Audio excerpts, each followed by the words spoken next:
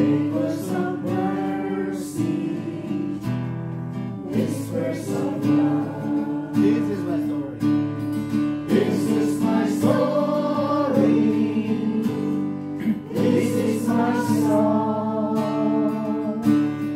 praising my Savior all the day long. This is my story. This is my song, praising my Savior all the day long. Praising myself. Praising my Savior all the day long.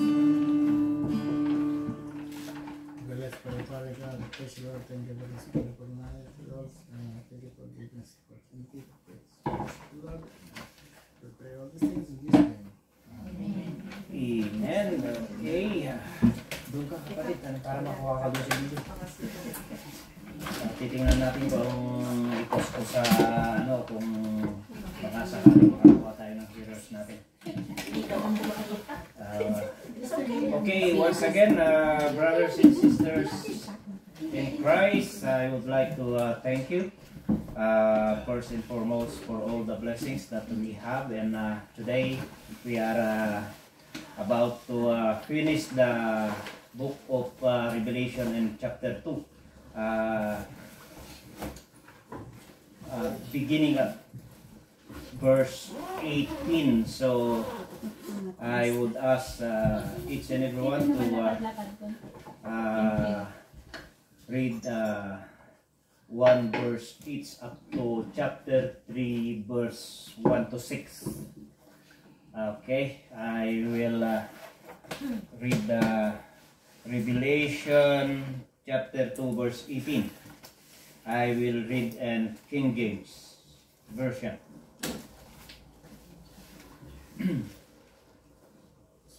Talagang mahirapan ako makita talaga. Okay, in Revelation chapter 2 verse 18, and then the next one would be in my right. Okay, and unto the angel of the church in Thyatira write, these things said the Son of God, who had his eyes like unto a flame of fire, and his feet are like fine brass. 19.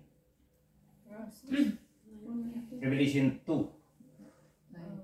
I know your deeds, your love and faith, your service and perseverance, and that you are now doing more than you did at first. 20. Nevertheless, I have this against you, to tolerate that woman Jezebel, who calls herself a prophet.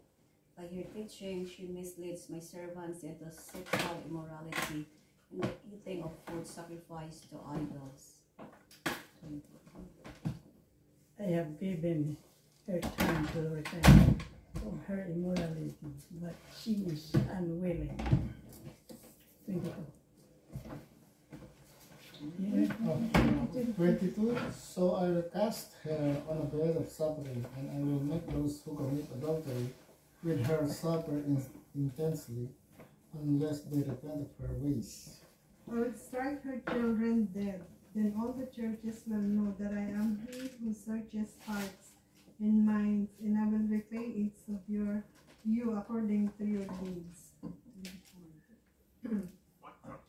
Now I say to the rest of you in Thyatira, to you who do not hold to her teaching and have not learned Satan's so-called deep secrets, I will not impose any other burden on you, except to hold on to what you have until I come. 26. And he that overcometh and keepeth my works unto the end, to him will I give power over the nations. 27. That one will rule them with an iron scepter, and will dash them to pieces like pottery, just as I have received authority from my Father. 28. I will also give him the morning star. 29. Okay, 29. He who has an ears, let him hear what the Spirit says to the churches. Okay, I will continue on up to verse 6 from chapter 3. To the angel of the church in Sardis write, he who has the seven Spirit of God and the seven stars says this, I know your deeds, that you have a name, that you are alive, but you are dead. Wake up and strengthen the things that remain, which were about to die, for I have not found your deeds completed in the sight of my God. Verse 3, so remember what you have received and heard, and keep it, and repent therefore. If you do not wake up, I will come like a thief, and you will not know at what hour I will come to you. But you have a few people in Sardis who have not soiled their garments, and they will walk with me in white, for they are worthy. He who overcomes will those be clothed in white garments, and I will not erase their names from the book of life, and I will confess his name before my Father and before his great angel. Last verse, he who has an ear, let him hear what the Spirit says the churches. Okay, I will give a little bit background concerning about Thyatira. So Thyatira is early Christian time. Thyatira was home of a significant Christian church mentioned as one of the seven churches of Revelation.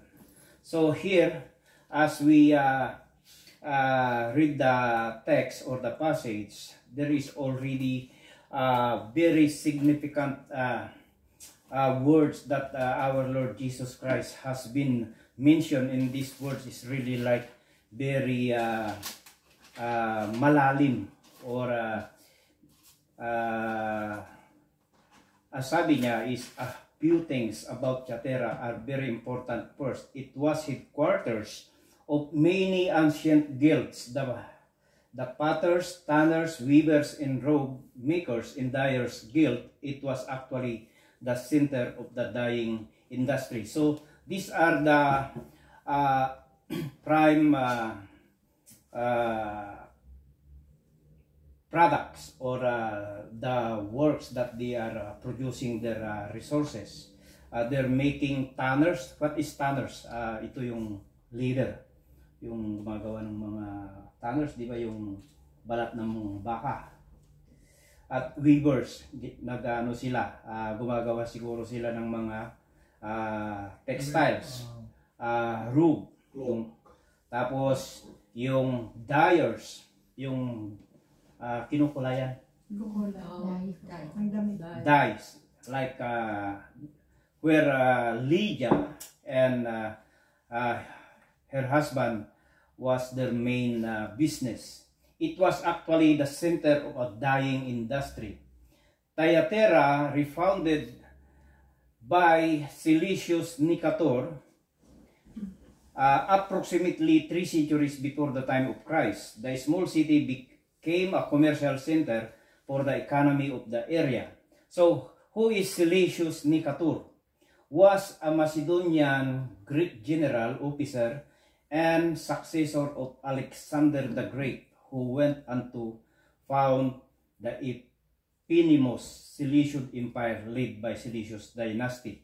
So, Alexander the Great, 4 generals who divided the empire were Ptolemy, Cassander, Seleucus, and Antiochus. When Alexander the Great died suddenly at age 33, he left no clear succession, and his 4 generals assumed control of different region of his empire. Kaya dito sa Thyatira, naging kampo ng mga sundalo.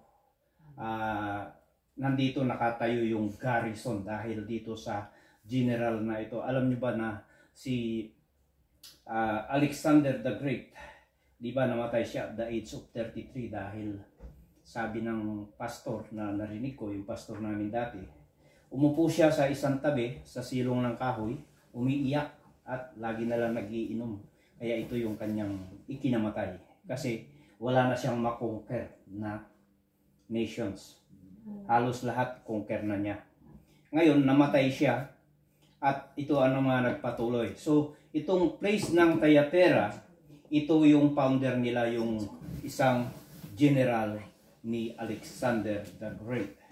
Ptolemy got Egypt, Cilicius, Mesopotamia, and all the east.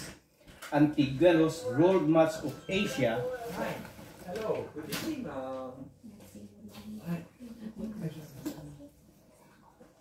Asia Minor, while Dionysius and Antipater took place in mainland Greece, respectively.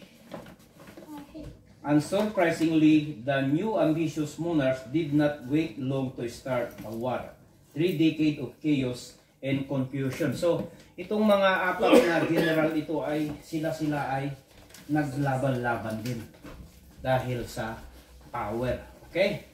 So, Thyatira, located halfway between Pergamum and Sardis. This city has been under Roman rule for nearly 3 centuries. So, napakahaba. Nearly centuries, 190 before Christ. Since the city was situated in a long valley that swept 40 miles to Pergamum. So, the distance from Pergamum to Thyatira is 40 miles. Parang 80 kilometers lang. May get, or 100 kilometers.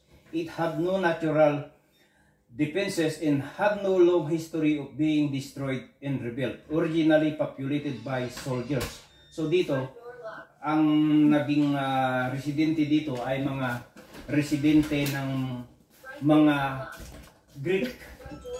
Karamihan na nakatira doon ay mga Grego at saka mga Jewish din. So, pag makikita, basahin natin ang Acts 16, 14 and 15. Pakibasa nga natin. Acts chapter 16, verse 14 and 15.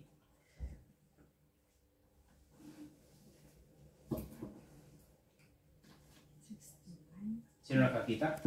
14 to 15. Yeah. One of those listening was a woman from the city of Thyatira named Lydia, a dealer in purple cloth. She was a worshiper of God. The Lord opened her heart to respond to Paul's message. When she and the members of her household were baptized, she invited us to her home. If you consider me a believer in the Lord, she said, come and stay at my house. And she persuaded us. So, okay, dito minention yung household ni Lydia. So, siya po yung businesswoman dito. At ito rin yung tinuluyan ni Paul. At sabi ng mga theologian, probably this woman, first convert ba? Yeah, first convert sa EU, sa ano ba tawag sa EU? Europe. Siya yung first convert sa Europe, si Lydia. So, para sa kunting background, itong 7 churches na ito, they don't have any building to assemble. So yung church na tinatawag dito ay yung mga tao. Group of people is an assembly of called out ones. So meaning yung mga believers sa gospel. So sa 7 churches wala silang building. They are all meeting in houses, parang underground. Pagka tingnan natin sa hindi na bale, nakita na natin yun. Okay. So ang church dito, ang tinatawag ay yung mga mananampalataya. Pero minsan sa ating mga believers itself, sometimes we commonly use, we will go to the church. So minsan sa building. Pero hindi yun ang ano dapat. Pupunta tayong mag-worship doon sa church building, pero hindi na natin nakasanayan yun. Simbahan. Place of worship, yeah. Yeah, place of worship, yun ang tama, kapatid. Pero hindi natin pwedeng tawagin na church kung saan tayo nagmi-meet. Ang church, ito ngayon, tayo, na tinawag. So, okay, and verse 18, simulan na natin sa verse 18. Mag-verse by verse tayo. So, maliwanag ba yun? Ang church ay yung mga converts, hindi po yung building. Pero minsan, ngayon, mahalaga din naman yung church building para ang lahat ay may pupuntahan. Kaya lang, ang minsan kasi ngayon, minsan pagandahan ng building, which is minsan bigay ng burden sa mga mananampalataya dahil napipressure sa mga giving. Yun ang problema. Na minsan ay nagiging luxurious yung church building na pwede pa pero paganda ng paganda. Yun ang isang problema ngayon na minsan na hindi makontrol. Pwede pa yung let's say instrument, pero gusto every 2 years or every 3 years, okay lang kung kaya ng church. Pero minsan kasi lumalaki yung maintenance. Lumalaki yung maintenance. Pero nung panahon ng first century Christian, wala silang building. Ano lang, minsan sa gilid ng sapa, makikita, sa ilalim ng puno. Minsan makikita natin sa chapter 19 kung saan yung missionary journey ni Paul. Ang mga Jewish noon, meron ng sinagogue. Pero sa mga Gentiles, wala. Sa bahay-bahay lang. Okay, sundan nyo ako sa verse 18.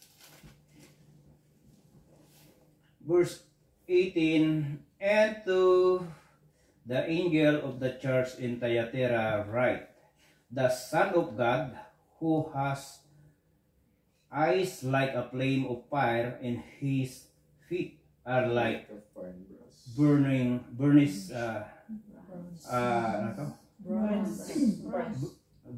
bronze cisdes. So, dito, makikita natin okay, saan ba yung Son of God at saka Son of Man? Ito, Revelation 1:13, Son of Man ang tinukoy. Bakit? Samantalang pagdating ng verse 18 sa chapter 2, Son of God. So what was the significance that we can draw from this lesson? Bakit Son of Man? Balik tayo sa Revelation 1:13. Kasi magkalapit lang sila, bakit magkaiba yung description? Kailangan makita natin kung ano ang nais na iparating sa atin yan. So, sa 13, and in the middle of the lampstand, I saw one like a son of man, clothed in a robe, reaching to the feet, and girded across his chest with a golden sash. Basahin yung 2:18, mga kapatid, para sa comparison. 2:18. And unto the angel of the church in Thyatira write, this thing saith that the Son of God, who hath his eyes like unto a flame of fire, and his feet are like a fine brass. Okay, so ano nakikita natin dun sa contrast na yun? Son of Man and Son of God. Iisa yung writer, si John. So what was the significance of this Son of Man and Son of God? Ano ang pwede nating makuha na lesson niya? Referring to the same person? Yeah, because this is Jesus Christ, but the presentation of the writer, he used different wordings. Son of Man and Son of God. Baka dyan ang pinaglalaban ng Iglesia ni Cristo.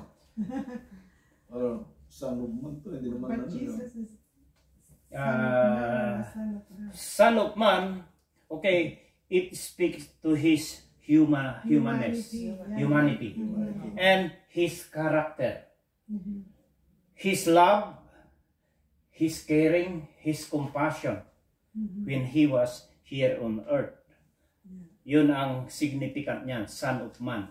Kumbaga sa kwan, siya ay naparito dito sa lupa upang makita natin na maging siya ay na-experience din niya ang persecution kung ano ang kalagayan ng kanyang nilalang. And here, the word Son of Man sometimes attacking by the other sect that like in John 14:28, sabi niya, the Father is greater than I. Yeah. Kasi he was in the human form. Nagkatawang tao siya. Sa Pilipos 2:5-11. So, he was voluntarily limited his position or his equality kasi nag-submit siya. He was submitting himself to the will of God the Father. Yun ang ano niya. So, compassion, di ba? Nung nakita niya yung mga nagkaroon siya ng compassion, di ba? Nagugutom, ay pinakain. Di ba? So, sa ating mga mananampalataya, ano yung word na compassion? Dapat meron din tayong compassion. Halimbawa, yung isang kapatid na matayan, meron tayong compassion. Iba rin yung sympathy. Emotion. Parang empathy. Empathy is different. Compassion is like to suffer together. Yung kung ano yung nararamdaman niya, dapat nararamdaman mo rin. Yung halimbawa nasasaktan yung damdamin niya na halimbawa may namatayan ng family. So of course malungkot. So lahat tayo ay may compassion tayo sa kanya na we have to suffer with the other believers too. Like their burden with one another. Yun ang yung empathy o yung sympathy, iba din yung sympathy. Anong ibig sabihin? Nakikipag-sympathize ka doon sa kanyang kalalagayan. Halimbawa, na mahirap ang buhay niya. O may simpatya ako sa kapatid na kawawa sila. At yung sympathy mo is, I don't know if it's only like yung feeling mo lang. Yung empathy kasi, kumikilos ka eh. You put yourself in. You have to put yourself. Let's say, yung sa barko, may nahulog. Di siyempre, merong salbabida na pang emergency. Inano mo, inihagis mo sa kanya, kumapit ka. Pero ang ginawa mo, instead na yung yung salbabida, ikaw mismo ang bumaba para tulungan siya. Yun ang empathy. Ewan ko kung tama ako. Pero pwede nyong i-research sa yan. Iba yung sympathy, halos similarity lahat yan. Pero pagbibigyan natin ng meaning ay may kahulugan yung empathy. Kasi nagbibigay ka. Let's say, may simpatya ka lang na nagugutom siya pero hindi mo naman binibili ng kailangan niya. Yung empathy, ikaw mismo, dumalaw ka sa kanila, may dala ka ng groceries. Ayuda. Or you're making action. Making action. Okay? So, yung Son of God, this one, ito pala, it relates to the Israelites too, na siya yung kanilang Messiah. Yung Son of God, it speaks to His divinity. Yung kanyang divine attribute. So kung basahin natin yung verse 18, may talagang napakalaking halaga niyan. So 18, into the angel of the church in Thyatira, the Son of God who has eyes like flame. Bakit? Ang position ng ating Panginoon when He was still in His earthly ministry ay flesh. Nakikita mo, katawan ng tao. Di ba? Pero dito, ipinakita niya yung kanyang Bagamat Son of Man, meron din siya yung eyes like laser and feet that like a bronze. Di ba? So may mga significant yun. Yung parehas lang yung dito, yung kanyang mata na parang apoy. So it's, anong pagkaunawa natin doon? Yung mata niya ay parang blazing fire. So this blazing eyes ba yan? The Son of God who has eyes like flame of fire. Pag ita-translate natin, if we give more deepening study, it's like a laser. Ito yung laser ng machine. Di ba? So that one gives direction kung paano mo tabasin yung isang let's say dito, nilagay mo yung laser, iikot yan. May pa vertical, merong pa horizontal. So hindi ka na ngayon Pero ang Panginoong Hesus, yung kanyang mata, it speaks that no one can hide him. Everything was naked to his own sight. Kahit ano pang pagtatago, sabihin mo pang lagyan mo yan ng mga foil, lahat tayo dito nakikita niya. That is the symbolic of that blazing fire. Wala tayong maitatago sa kanya kahit, halimbawa, kasi nga yung warning dito, napakabigat yung warning dito sa Thyatira. Kaya nakikita nila, nakikita ng ating Panginoon yung kanilang ginagawa kahit nandun siya sa langit. Pero it speaks also for His omniscience and omnipresent. Omniscience yung kanyang knowledge. And yung omnipresent, naroon siya sa lahat ng dako. So yun ang significant ng ng Son of God. So walang makakapagtago. Lahat ng church, alam ng Panginoon kung ano ang ginagawa ng mga leader at ang lahat ng mga membro. At ano naman ang significant ng kanyang paa, yung bronze. Ano ang ibig sabihin ng bronze?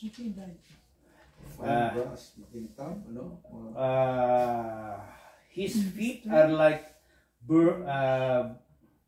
burnished bronze. Says this, I know your deeds in your love, in faith, in service, and perseverance, and that your deeds of late are greater. So ibig sabihin, the significance of his feet like a burnished bronze is he is able to trample all his enemies. When ang Panginoon, kung darating ang second coming, he can topple all his enemies in 1 second. Because nung mabasa na, he will trample everything sa pamamagitan. So ibig sabihin is a symbol of power na walang makakatalo sa kanya. Yun ang, kasi nga, bakit nagpapakita siya ng ganyan? Bago ba pinanganak si Kristo, meron din siyang appearance na ganyan sa Old Testament. Meron din. Bago pinanganak ang ating Panginoon, He was appeared to in Daniel 10. Chapter 10, verse 6, nun dun sa fire. I've seen like a son of man. Pakibasa nga yung Daniel 10. Yon, nagpakita na rin ang Panginoon noon. Kaya yung nagsasabi, yung sa furnace. Yeah, sa furnace. Yung pangapat, I've seen like a son of man. Yun yun. Daniel 10, 6. His body was like topaz, his face like lightning, his eyes like flaming torches, his arms and legs like the gleam of burnished bronze, and his voice like the sound of a multitude. Noon pa lang, nung hindi pa pinanganak ang Panginoon, nandun na siya. So yung mga nagsasabi na si Kristo o ang ating Panginoon ay hindi Diyos, sila po ay nagkakamali dahil yung kanyang attributes, He can see everything naked from His eyes. Walang makakapagtago. Tagos-tagusan yan ang tingin niya. Kahit ano pang gawin nating pag, nagpapalusot tayo. Hindi ka makakalusot dahil yung mata niya, laser, yung simbolo ng kanyang mata, wala. Nakikita niya. Parang x-ray ka mo. Yeah, parang x-ray. Malalaman niya kung tunay o hindi. So, very powerful yung kanyang attributes dyan sa Son of God. So, ibig sabihin, talaga siya ay Diyos. At saka isa pa, okay, tuloy natin. Mamaya na yung sasabihin ko. Kung may question So, okay, verse 19. I know your deeds in your love, in faith, and service of the perseverance, in that your deeds of late are greater than at first. Bakit ganun? So, makikita natin when sa Bible natin, makikita natin na lalo na sa Revelation, may mga verses dito na tatlo ang interpretation. Pwedeng na-i-apply back then nung panahon pa ng ancient time. Meron din yung period of time, yung kapanahunan ng church. Andito tayo ngayon last days. Ito, Smyrna, Epheso, Smyrna, Pergamum, Thyatira. So nandito tayo. It's around 500 years to 1,000 years. Nandyan na yung span. So 2,000 years, nandito na tayo, 2024. So nandito, malapit na tayo sa rapture. So okay. I know your deeds. So sa grace, sa message ni Paul at saka yung mga apostles, dahil yung mga apostles ay nag-agree na sila na ang kaligtasan through grace. Pero yung nababasa natin, ang sabi dito, I know your works. I know your deeds, your love and faith and service and perseverance, in that your deeds of late are greater than at first. Bakit? Na yung mga nauna, parang mas masigasig tayo ngayon kaysa yung sa una. Mas masigasig sila. Bakit ganun ang sabi niya? Pero ang kaligtasan, nandito pa tayo sa grace wala pa tayo dito sa tribulation. Sa tribulation, may plus works na dyan. Kasi once na deny mo dito ang Panginoon, patay ka. Pag kinonfess mo na si Kristo ang Panginoon mo, buhay ka. Pag hindi mo kinonfess, patay ka dahil antichrist na dito. Kaya yung verse na ito, papasakop dito. May tatlong implikasyon. Nakikita niya yung ginagawa natin at ginagawa nila noon. Kaya pwedeng sabihin niya yung ginagawa natin sa iglesia. Hindi niya sinasabi na yung kaligtasan ay nakabase po sa works. Alam niya kung ano yung tama na ginagawa natin. Kaya back then, ganun din ang ano nila, I know your deeds. Pero hindi yun ang kaligtasan. Alam ko kung ano ang ginagawa nyo. Period of time, tayo ngayon. Alam niya yung ginagawa natin. Pero ang reference ng judgment, yun pa, ito pang yung paa ng Panginoon dito na like a burnished ay it symbolizes judgment too sa atin. Kasi makikita natin sa remaining verse na pag hindi ka nag-repent, I will come right away. So, may tatlong meaning. Yung iba, sasabihin nila, pag hindi nila nakuha yung tamang dispensation, tingnan nyo, I know your deeds, your work, and your perseverance. So, ibig sabihin, pag wala ka nito, hindi ka ligtas. Di ba? Yun ay apply sa tribulation. Sa tribulation yun.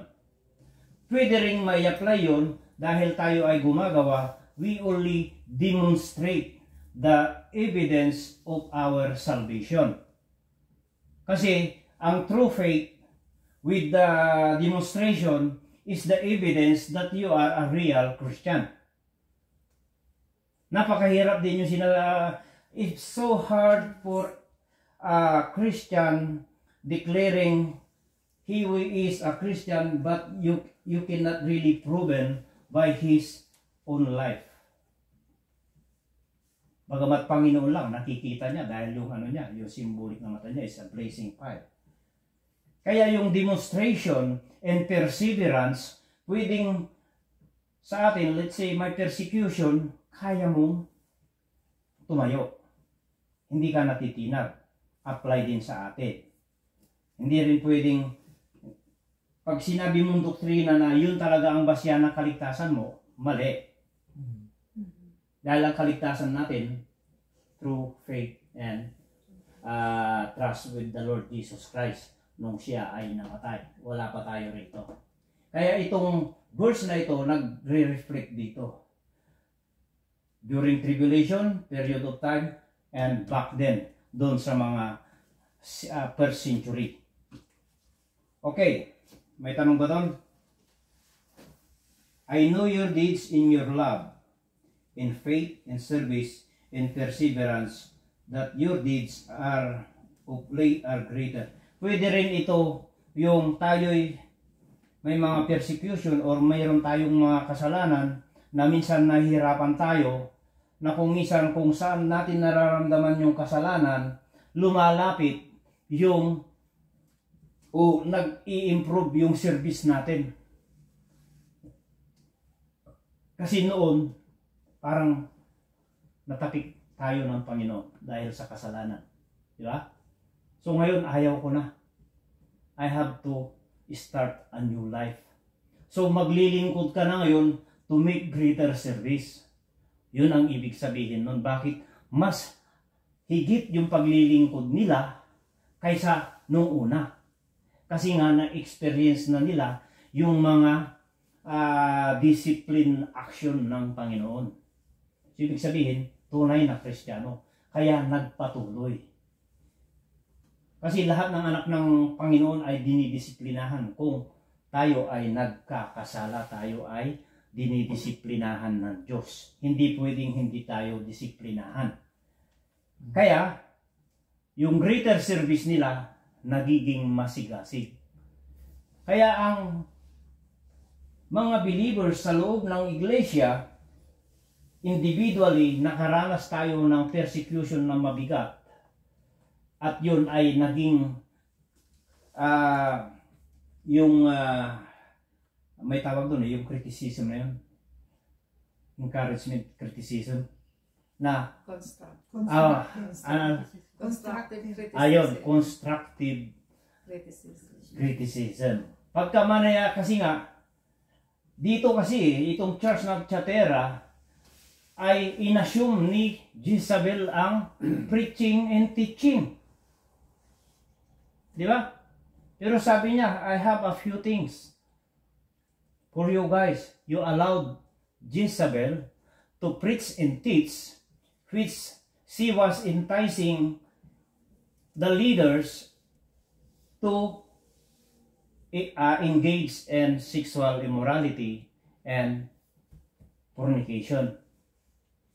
Kaya yung warning ng Panginoon, ituloy natin. So, I'm not saying, alam ko, ang Baptist, hindi na-allow ang woman's pastor. Maliwanag dito na nire-rebuke ng Panginoong Jesus yung babae. Pero di Los Pinos, hindi ko dinadowngrade ang status ng mga babae. Pero in order sa serbisyo ng Lord, at least lalaki. Kaya ito yung mabigat na kasalanan nila na inalaw nila si Jezebel. Okay, tuloy natin. Verse 20. But I have this against you, that you tolerate the woman Jezebel who called herself a prophet. Sa una, nagtuturo siya ng salita ng Diyos. Kasi prophet siya, di ba? She claimed that she was a prophet. So meaning, is a prophet is speaking of God's messages. Pero anong ginawa niya? Anong ginawa ng prophetess? Okay.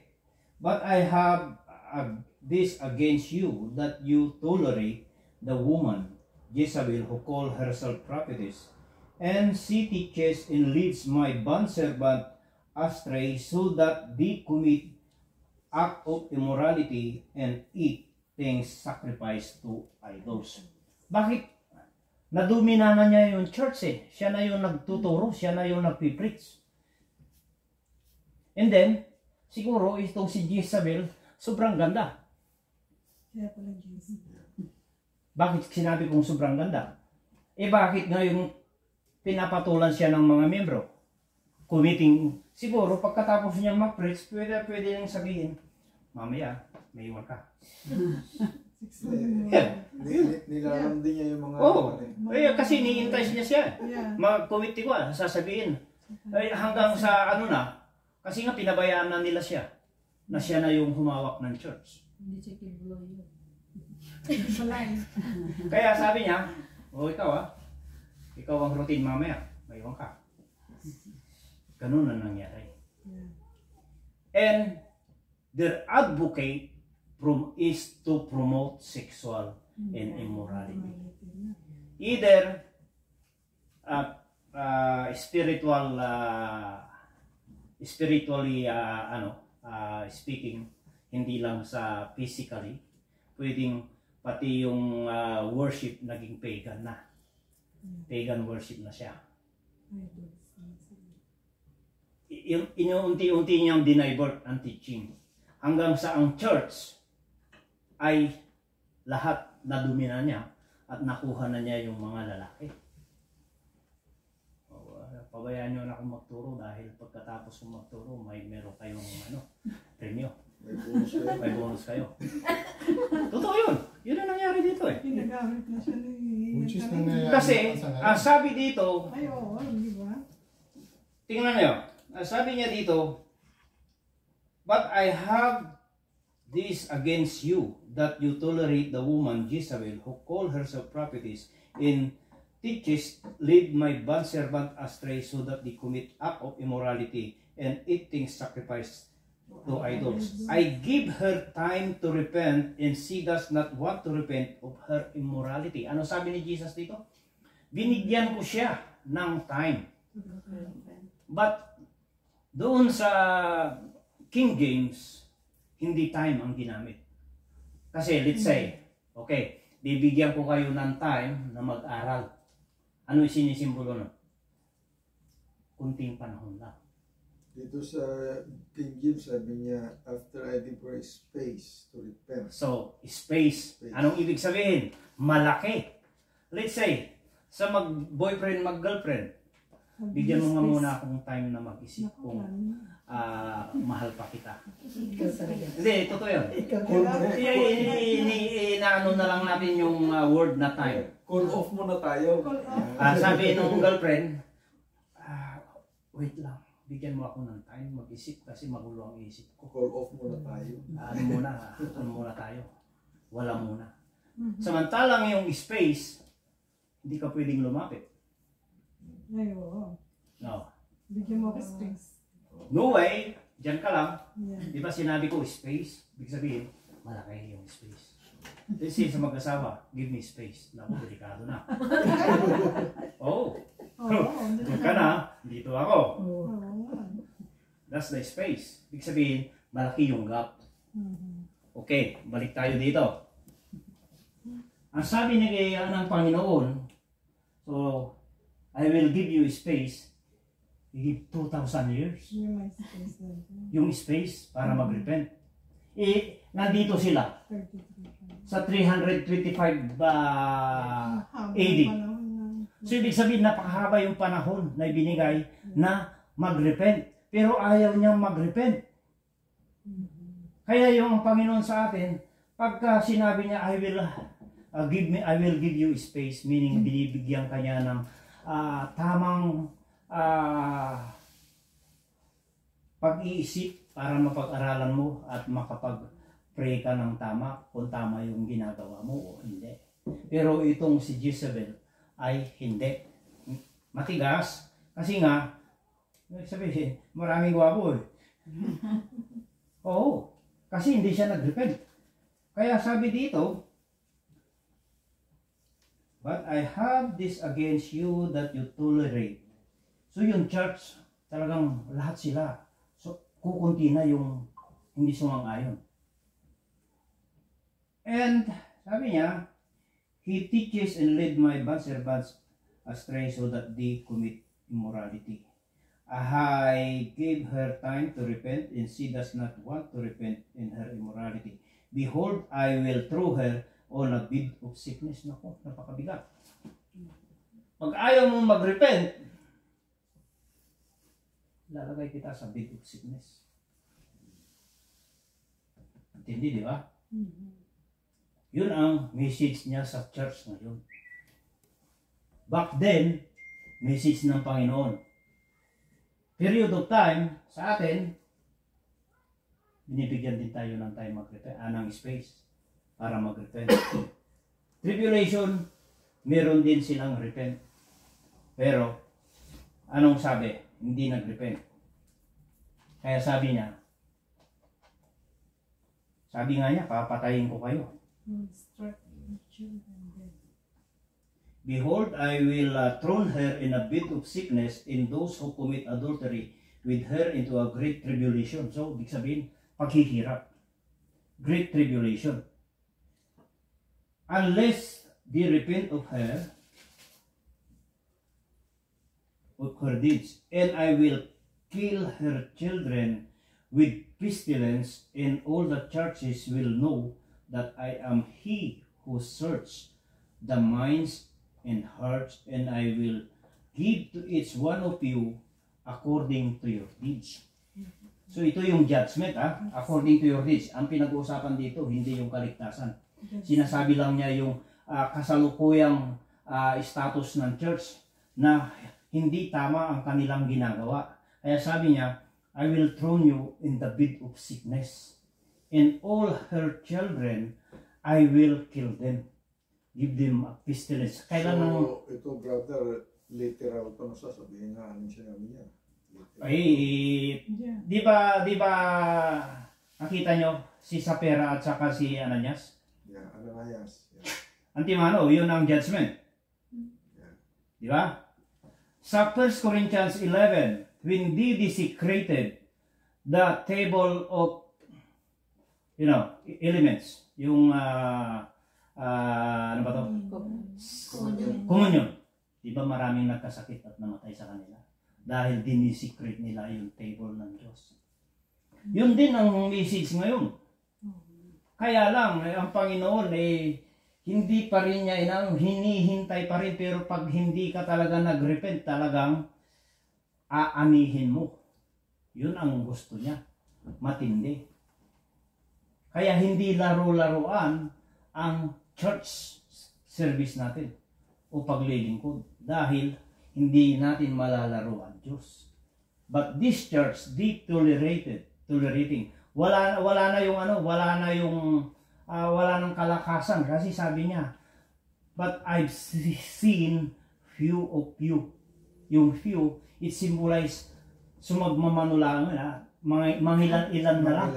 Kumbaga sa bigas, kita mo, kumbaga sa bigas, anong tawag mo doon sa palay na yung ipa, parang ganun lang yung naiwan sa church na yan.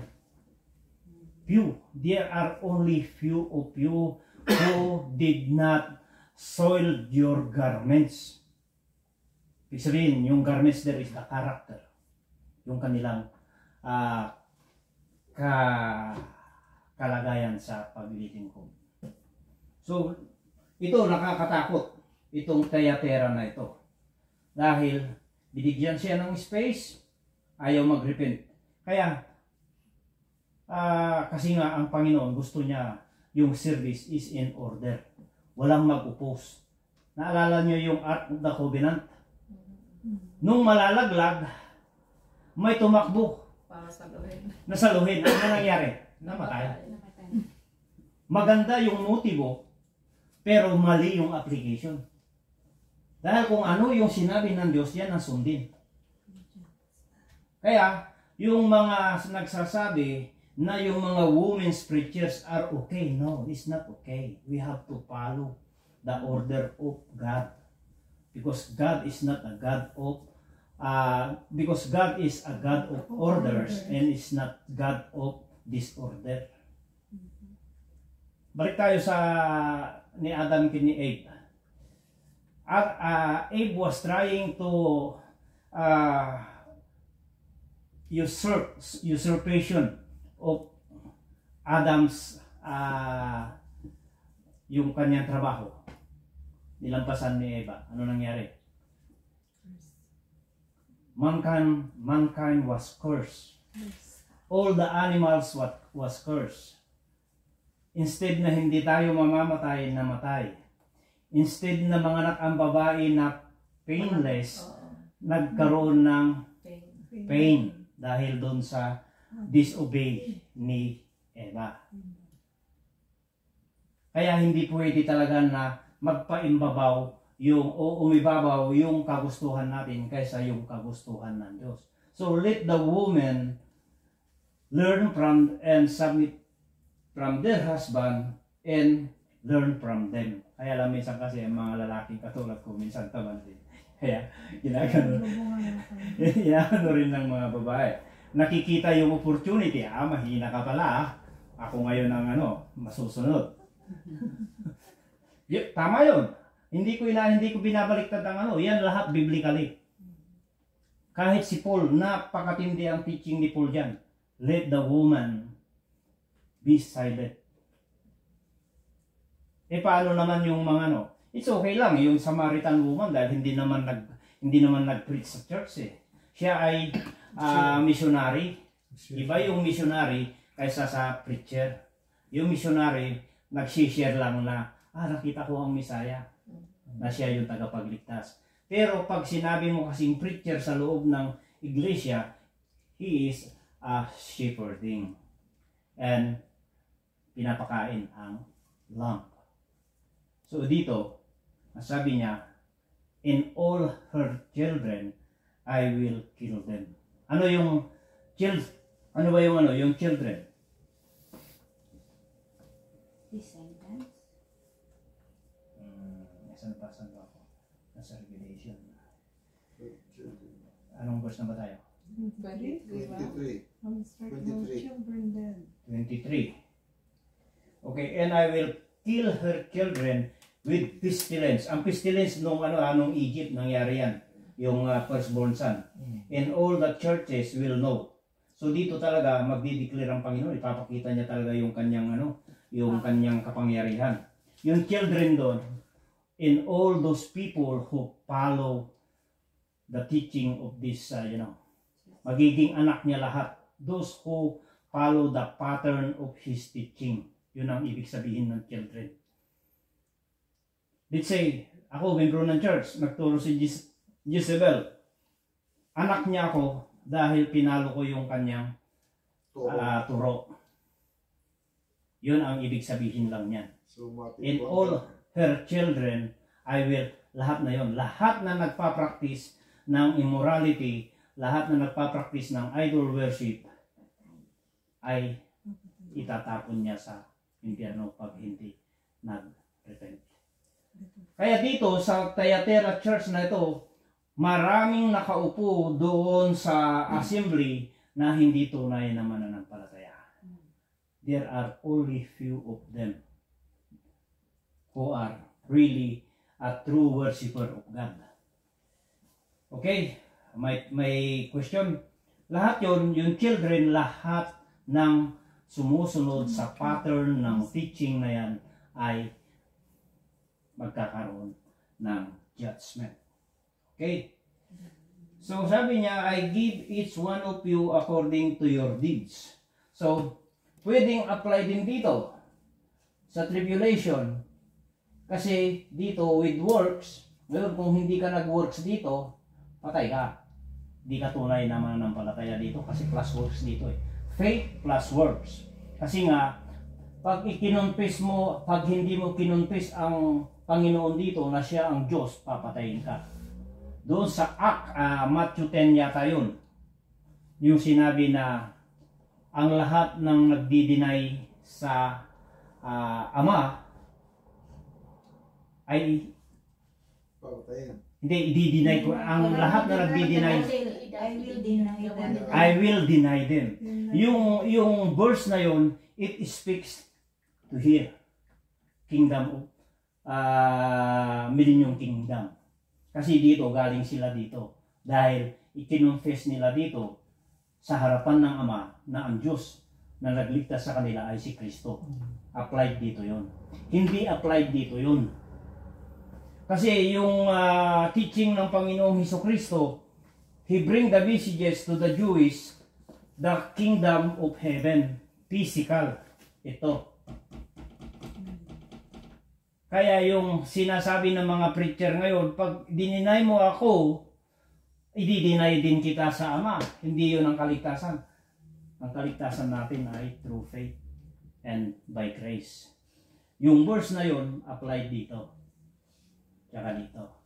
Hindi applied dito sa Christian.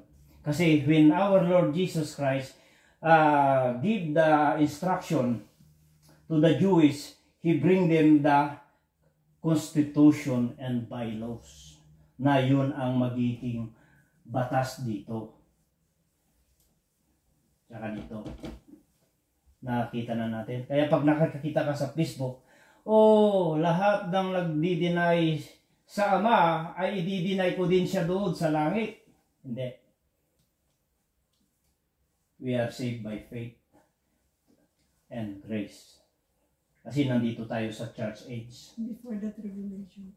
Tsaka pag Kristiyano ka, bakit mo i-deny ang Panginoon sa ano? Spiritually speaking, hindi mo siya may deny because the Holy Spirit reside in you. Yeah, Kaya nga yung verse na yun, hindi applied dito. Hindi applied sa atin. Hindi applied sa atin. Dahil nandito tayo sa grace period. Okay. Natapos na tayo sa chapter 2. Tapos na ba? Ano ba ito? Ito. Nevertheless, what you have hold fast until I come. So, ang sabi pa niya dito sa 24, but I say unto you, the race who are in Thyatira, who do not hold this teaching, who have not known the deep things of Satan. Ano yung deep things ni Satan? Sa Pergamum, nandun yung throne of Satan. Di ba? Yung throne of Satan.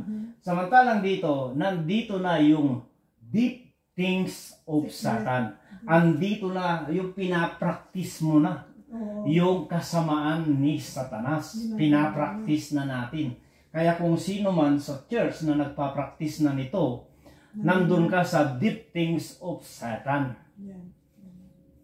So, kaya sabi ni MacArthur, the only way to those who profess that they are a Christian, they have to demonstrate the evidence. Yung kay MacArthur yun. Which is tama naman kung tutuusin. Sino ba talaga naman ang Kristiyano na hindi mo nakikitaan ng magandang gawa? Di ba? Kasi ang church, nung tinawag tayo ng Diyos, tinawag tayong church, group of assembly, called out believers.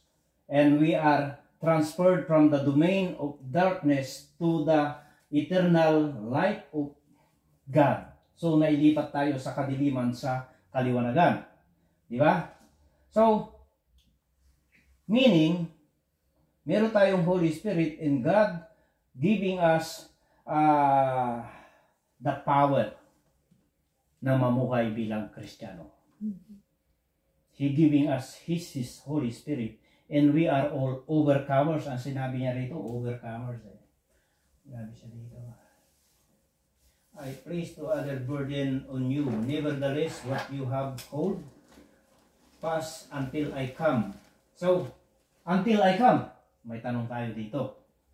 Bakit sinabi ng ating Panginoon na until I come? So, ibig sabihin, alam niya. Alam niya o hindi? Alam niya. Dito, Mayroon na naman tayo nakita rito.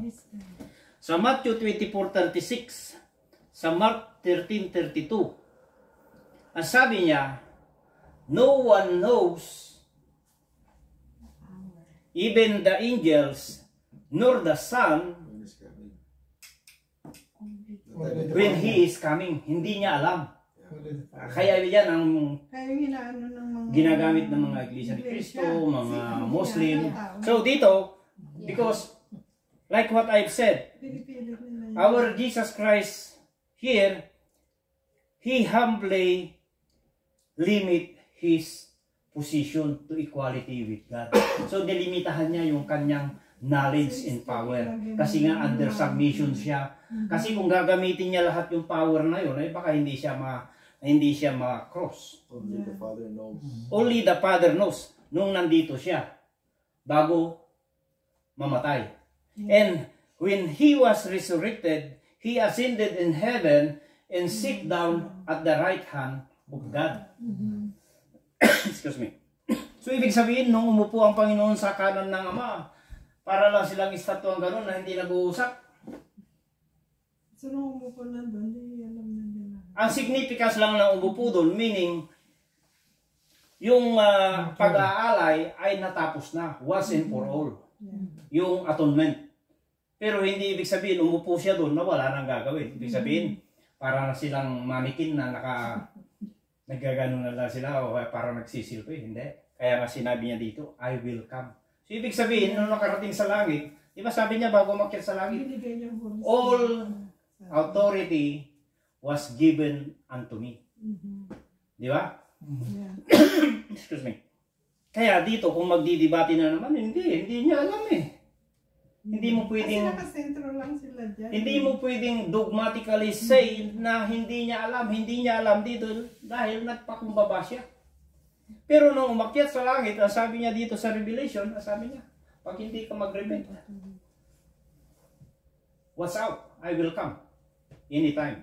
Ibig sabihin na, alam niya.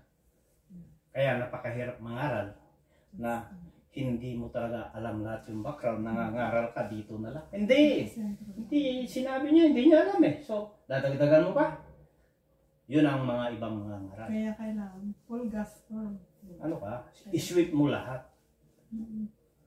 Kaya, sabi niya, I will come. So, ibig sabihin, alam niya.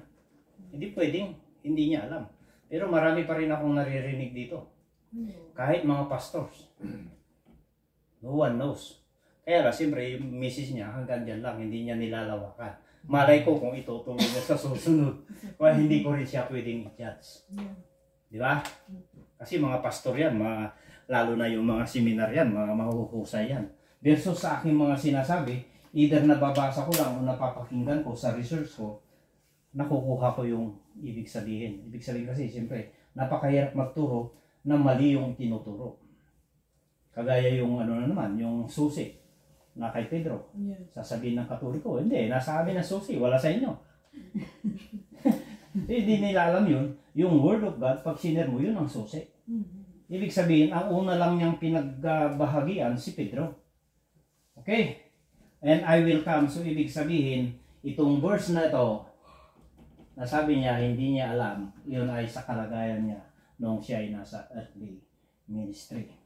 Okay. Tanong o insights, meron ba kayo idadagdag? Sabi niya, and I will give him the morning star. He who has, ano yung morning star? Sa Revelation 19, it speaks to Jesus Christ. Yeah, pero hindi ko naman. Ito. Balik tayo dito sa, ano na to. Nung between 1300, ano to, Sardis yan ha.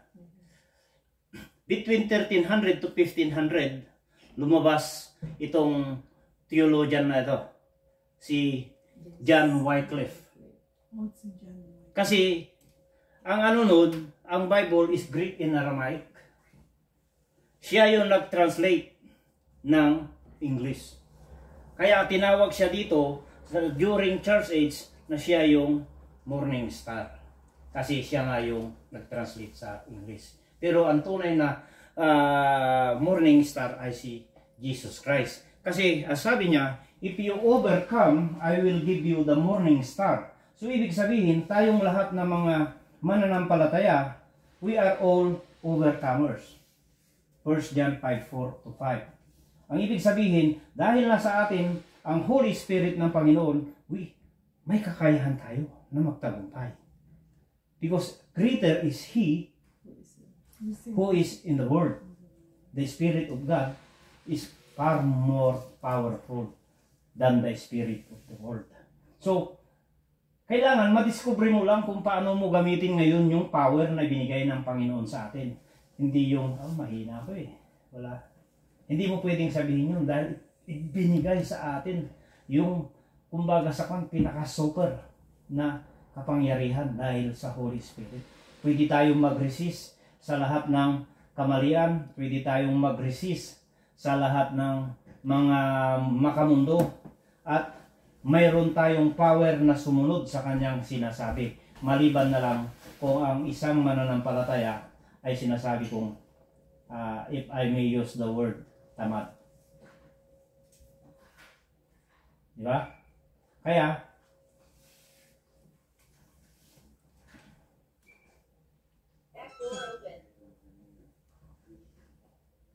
okay, and I will give him the morning star. He who overcomes and he who keep my deeds until the end. So dito yun, sa tribulation. Pagka nakalampas sila dito, until the end, ibig sabihin yung perseverance at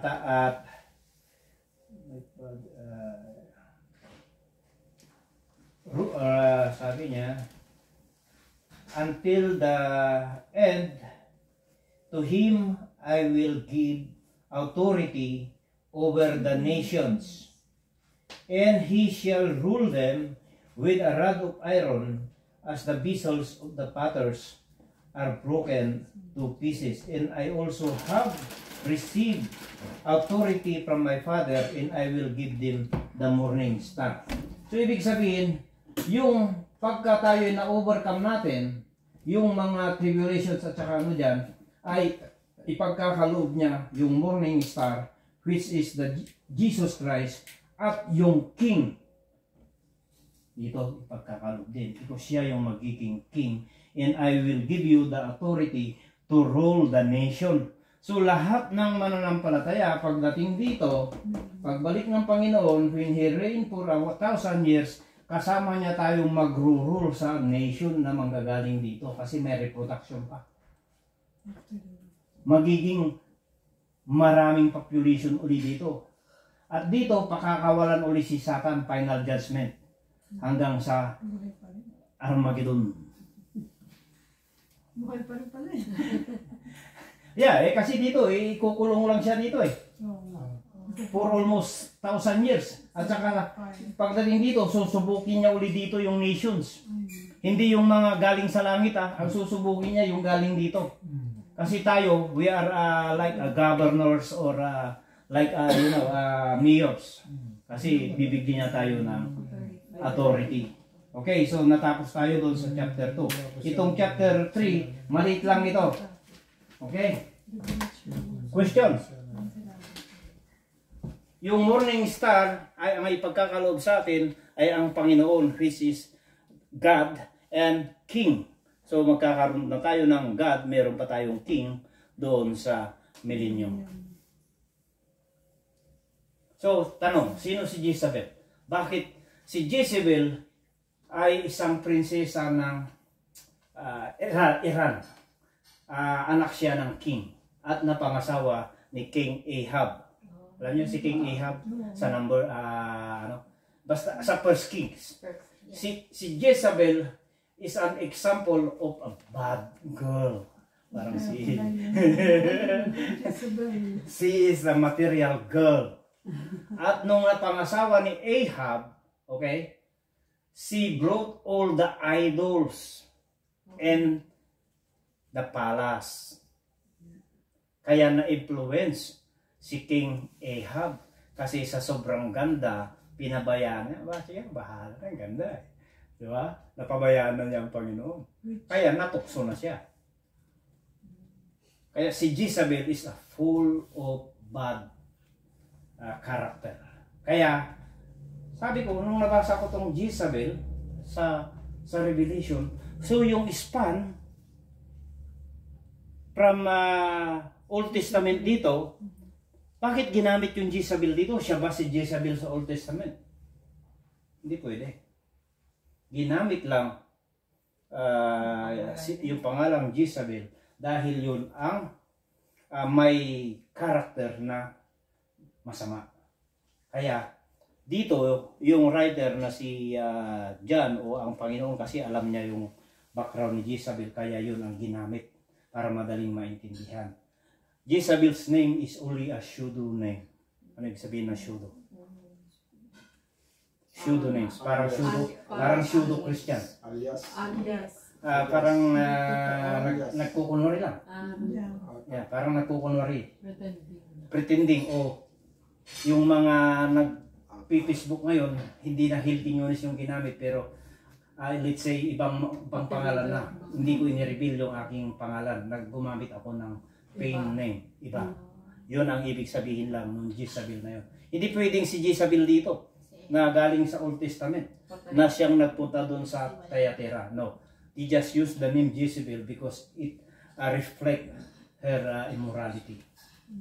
Kaya lahat ngayon ng mga kababaihan na nag-i-entice ng at nag-i-engage ng mga immorality, they are called Jezebel. Kaya sa buong mundo wala kang makita pangalang Jezebel na babae.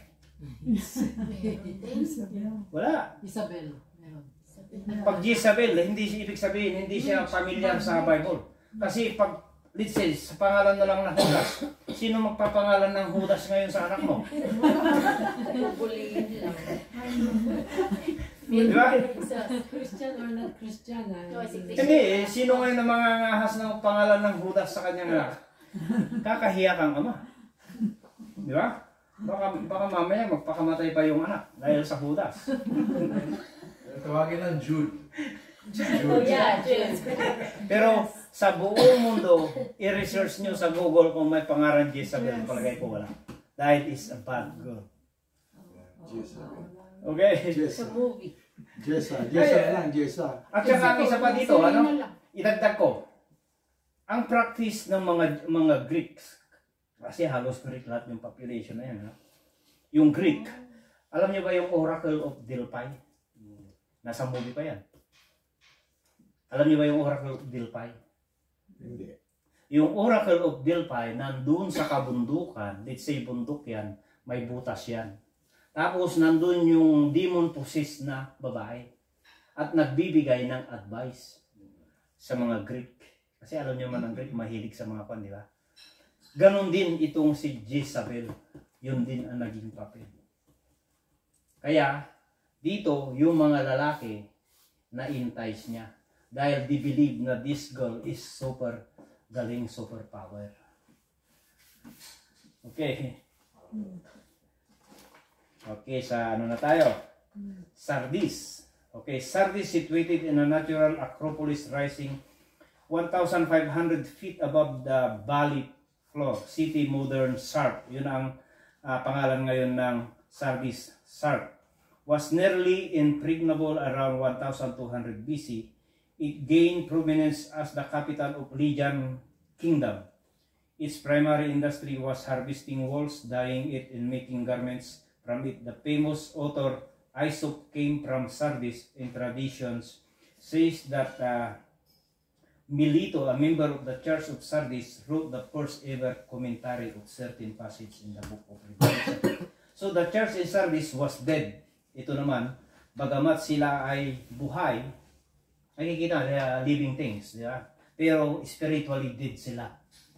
Kumbaga sa kwan, ito yung mga church na nakahalo sa mga true believers na akala nila ay Kristiyano din sila, but sabi dito, that is basically populated by unredeemed and unregenerate people. Kaya napakahirap sa loob ng isang iglesia na kagaya dito, itong pangyayari na ito, marami nakaupo doon sa kanilang grupo na spiritually dead. Kaya nakita nyo nung sino ba yung matapang na pastor sa Pergamos? Yung sinalang sa bowl. Yung pinatay. Si Antipas. Si Antipas dahil sa hindi niya matolerate yung mga teaching na against the Lord, naging matapang siya. Nirebuke niya lahat yung mga nasa gobyerno o nasa lahat ng mga kaya siya pinatay. Ngayon dito siguro nag-compromise na sila. Totally. At hanggang sa loob ng church ay kukunti na lang. Mangilan-ilan na lang yung tunay.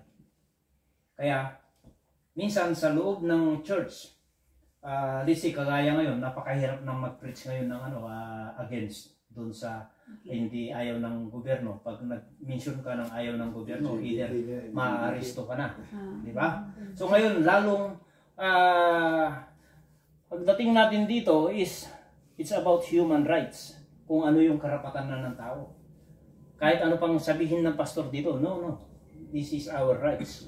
Wala. Punta kami sa church mo, makikinig kami, pero hindi kami susunod. Mayroon kaming sariling batas na susunod. So, palala ng palala. Itong mga churches na ito ay sinisimbolize niya ng lahat ng mga church. Dito sa buong mundo, makikita natin yung pag-uugali ng isang church dito sa lahat na to. Kaya, sabi niya, okay, basahin natin yung verse 1. Pakibasa po. Ng verse 1 ng chapter 3. Para matapos na natin. 6 lang ito. Shortcut. To the angel of the church in Sardis writes, these are the words of him who holds the 7 spirits of God and the 7 stars. I know your deeds. You have a reputation of being alive, but you are dead. Okay, verse 2. Wake up, strengthen what remains and is about to die, for I have found your deeds unfinished in the sight of God. Remember therefore what you have received and heard. Hold it fast and repent. But if you do not wake up, I will come like a thief, and you will not know at what time I will come to you. Again? Yes, you have a few people in Sardis who have not soiled their clothes. They will walk with me, dressed in white, for they are worthy.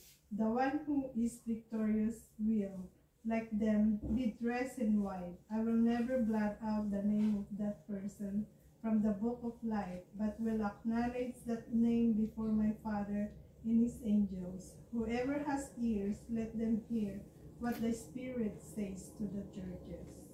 Okay, thank you, kapatid. So, verse 1, sabi niya, bagamat kayo'y may pangalan, pero kayo ay patay. Ito yung mga nagpupunta ng church na wala talagang true commitment. Yung makikiayon lang.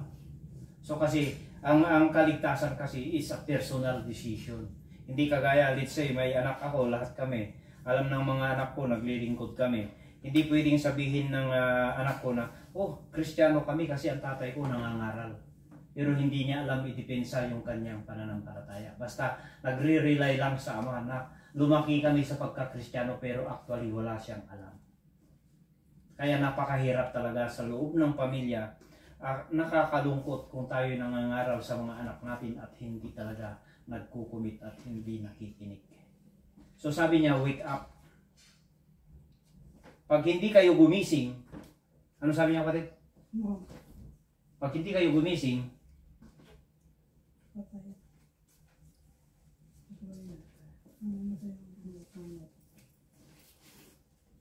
wake up. Wake up, strengthen what remains and is about to die. So, sabi kasi nagsimula sila lahat sa tama eh. Sabi niya, if you do not wake up, I will come. I will come like a thief. So, yun. And then verse 4, but you have a few people. So, nakakalungkot. Sasabihin ng ating Panginoon, kukunti lang ang talagang ligtas dyan sa Sardis. Kasi, dito, sa panahon na yan, it's a dark ages ito. Yung Spanish Inquisition, alam niyo yung Spanish Inquisition? Kagaya let's say ng Roman Catholic nung pumunta sila sa Pilipinas. Lahat ng hindi maniniwala, patayin. Kaya maraming pinatay dito na tao. Kaya tinawag kung ang Ephesians ay fully persuaded, kung ang Smyrna is anong Smyrna? Bitter affliction. Kung ang Sardis ay compromising church, ito naman ay much marriage, yung nagkahalo-halo dito sa Pergamum, much marriage, yung ano nila diyan. Nagkaasawa yung Kristiyano at saka hindi, kaya much marriage. Dito naman sa Sardis, read once. Dito yung Spanish Acquisition, lahat dito nun, yung Roman Empire, maraming pinatay dito na tao.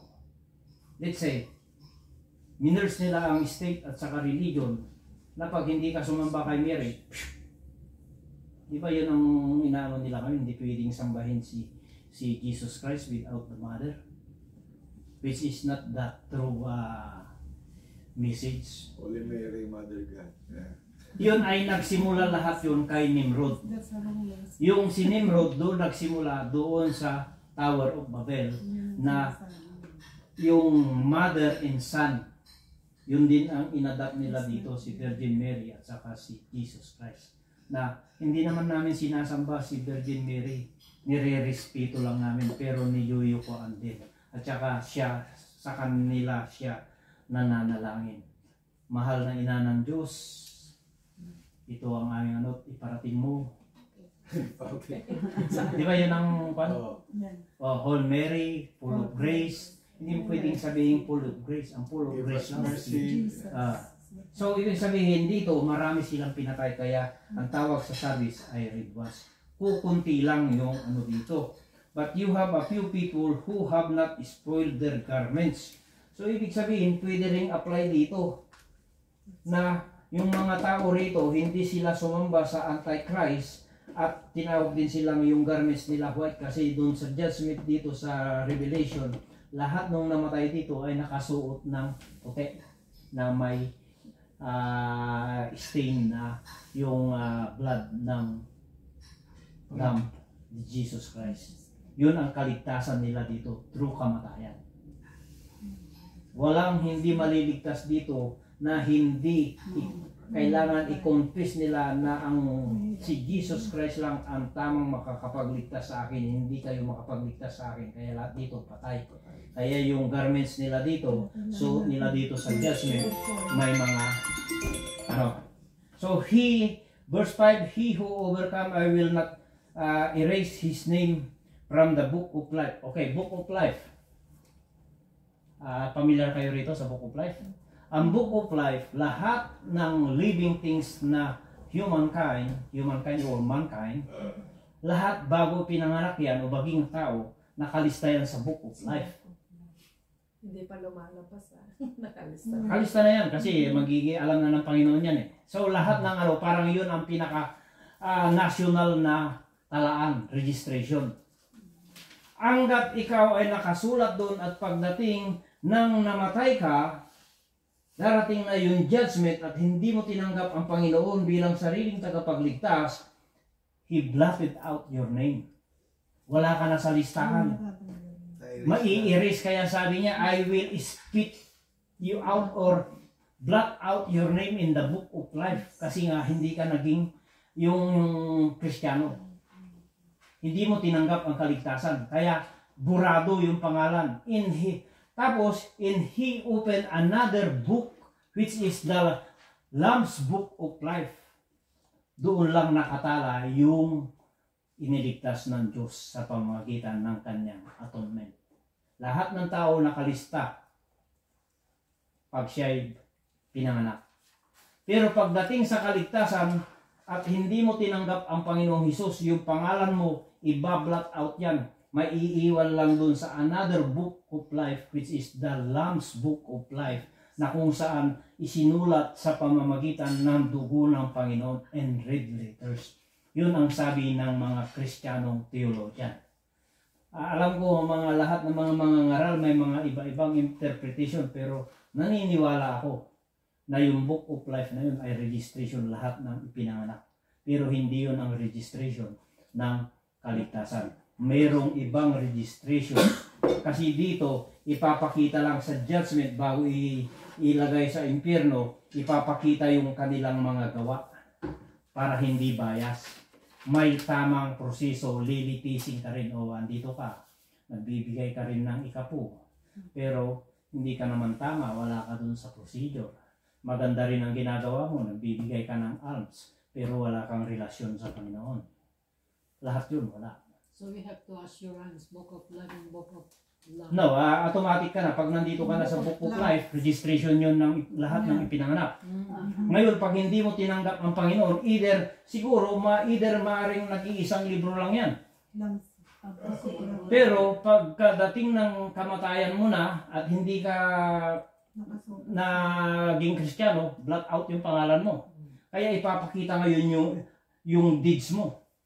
Para maipakita na hindi ka naman huhusgaan na sa impyerno kakada. Ipapakita din. Kaya lang, yung number 1 na prerequisite para maligtas ka, natanggapin ang Panginoon na He was the only one can provide true salvation through the atonement and blood of our Lord Jesus. Kaya, ang sabi niya, kahit mga demonyo, they believe and tremble. Even the demons itself believe, but yung believe na yun ay hindi tama. Dahil pag sinabi mong believe, kailangan you believe that Christ died for you. Kaya yung mensahe na we should put our trust to the blood of the Lamb because in His blood we have redemption. Pag hindi mo alam yun, hindi ko alam. Dahil through His blood, dito sa grace period, sa church period. Nung mga Old Testament, hindi mo pwedeng i-apply yun dahil blood of animals yung sacrifice to. Pero nung namatay ang Panginoong Hesus, He went to the deep at nag-preach ulit. Ang sabi ng ibang theologian, He went to preach in the hell to give them a chance to hear the gospel kasi hindi pwedeng hindi huhusgahan nang hindi narinig ang gospel. Pero hindi ko alam, ewan ko kung heresy yung teaching na yun. Kasi nga lahat ng Old Testament. Wait one second. Dito kasi, brother, sa mundo, maraming naniniwala sa Panginoon. They believe Jesus Christ. But they don't accept Him as Lord and Savior in their life. They don't repent. Maraming nanonood. Yeah, I believe Jesus Christ. Only they speak only by the tongue. Malaking pagkakaiba yung believe lang. Makakategorize sila kapatid kasi nga kahit demonyo, they believe in Christ, they even trembling. But the thing is, they don't put their trust in Jesus Christ to die for them. Yun ang problema. Pagka hindi mo alam na ang Panginoong Hesukristo na siya ang nagligtas sa iyo, kasi sa kanila, I believe and I do good works. Wala akong ginagawang masama. Yan ang aking katwiran nung ako'y unang inaaralan. Napakatigas ko. Sabi ko, ligtas ako. Sorry. Sabi ko, ligtas ako. Bakit? Hindi naman ako nanggagantyo. Hindi naman ako gumagawa ng masama. So I know I'm a good guy. Napakahirap yung nangaral sa akin. Yun ang depensa ko. I know I'm a good guy. And I believe too. And I believe too. But I don't know. Nga ang Panginoon, the atonement, yun ang pinag-uusapan ngayon.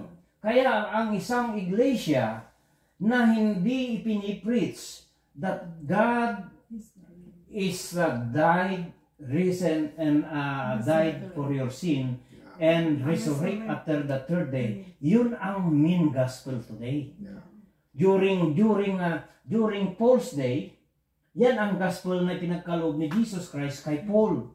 Kaya si Paul bumalik sa Jerusalem Council to convince all those apostles, early apostles, kasi ang teaching nila kingdom of heaven. Hindi sila nagtuturo ng grace. Kaya nung nagkaisa sila dito, tama si Paul. Ang gospel ngayon is true grace. And they believe. Kaya maging si Peter, nagsabi na rin ng grace. Pati si John, grace and peace to you, sabi niya dito sa chapter 1. Kaya lahat sila nagkaisa. Kasi ang sabi ni Paul, kung merong magtuturo na hindi ayon sa gospel na ipinagkaloob ng Panginoon sa akin, lahat sila, they are all accursed. Kaya kailangan yung sequence ng gospel, kailangan malaman mo hanggang nung tinawag ang Panginoon. Kasi nga meron ng apostol na 12, bakit mo patatawagin si Paul? Kasi nga i-reveal niya yung mystery. Kay Paul lang niya i-reveal ang mystery at saka kay John. Ang i-reveal na mystery kay John ay revelation. Kay Paul, 6 na mystery na hindi alam ng mga apostles dito. Kay Paul lang i-reveal. Kaya si Paul nun bumalik sa Jerusalem para sabihin sa kanila na true faith hindi sa works naliligtas. Bagamat works is true demonstration of a saving faith. Pero hindi mo pwedeng sabihin na nasave ako dahil sa works. No. Nasave ako dahil sa dugo. Okay, doon tayo nagtatapos mga kapatid. So, sabi niya, and they are worthy. Hindi naman tayo worthy na it's a saved by grace. Tayo ba ay worthy? No. Kasi ang worthy, yung mga galing dito dahil hindi sila naniwala sa Antichrist. Kaya yung verse na ito, they are worthy dahil hindi sila sumamba sa Antichrist dito. Hindi tayo pwedeng worthy. Bakit? True grace tayo eh. Sa gusto at nais natin, ang Diyos ang nagligtas sa atin nung tayo'y naniniwala. Kaya we are not deserving. Through the grace of God, tayo ay iniligtas anuman ang kasalanan. Dito, they are deserving to called worthy kasi through works, nanindigan sila sa pananampalataya nila hanggang sila'y namatay. Sila, buhay nila, buwinis nila, dito si Kristo ang nagbuwis ng buhay. Amen po ba? Amen. So, thank you. At maraming salamat din po sa inyo sa mga prayers nyo kasi sa totoo lang napakahirap din talaga mag-research. Buti na lang talaga maraming theologian na napagkukunan ko din ng teaching. At saka talagang pumapanood ako ng mga 5 preacher, titingnan ko kung sino ang the best. Si MacArthur, yun ang nakuha ko rin kay MacArthur. Yung presentation niya dito, the demonstration na tunay kang ligtas na talagang gumagawa ka din. Pero hindi yun ang dahilan para sabihin mo ligtas ka. If you are a real believer, you have the character to demonstrate the true meaning of salvation. Kasi napakahirap din kung nakaupo ka lang na wala kang ginagawa. Parang hindi convincing. Di po ba? Okay, thank you. Thank you. Another question o mga insight na may dadagdag. Kaya napakahirap yung pag let's say umuwi na kayo ng Pilipinas o other, pag nagpunta kayo sa mga ibang churches na hindi siya nag-mention about blood atonement. Mahirap. Baka compromising church. Ang kaligtasan natin through His blood. We have redemption through His blood in Ephesians 1:7. Lahat yan. Through blood. Kaya importante na alam natin talaga. Yeah. Gospel. Kaya para hindi tayo maligaw. Maraming relihiyon dyan. Kasi ang dami talaga. Napakarami. Nakikita ko sa Facebook, ang daming nangangaral pero mali. Sa mga kung hindi mo alam yung what is the gospel talaga, yung salvation, maliligaw ka. Kaya marami. Lalo na kung kahit sa church natin, nagsasalita yung magaling ang doon talaga na one of the great advices, magbasa din. Magbasa ka. Yeah. Kasi sa Revelation talaga diyan napakaliwanag talaga ng sinasabi niya talaga yun. One salvation. Oh yeah. Pag binasa mo lahat ng the whole Revelation. Yung na yan, makikita mo talaga nakakatakot kasi. Nakakatakot. Napakaraming ginagamit na words na minsan hindi maabot. Kagaya nun, yung blazing fire. Yung pagka research mo pala yun ng makikita mo. Yun pala ay wala kang maitatago dahil ang kanyang mata tumatagos sa lahat ng di ba yung Hebrews 4:12 na the word of God is penetrating between the marrow and the bones. Yun ang niya. Okay, so balik natin doon sa prayer request. Prayer request and thanksgiving. No. Wala na.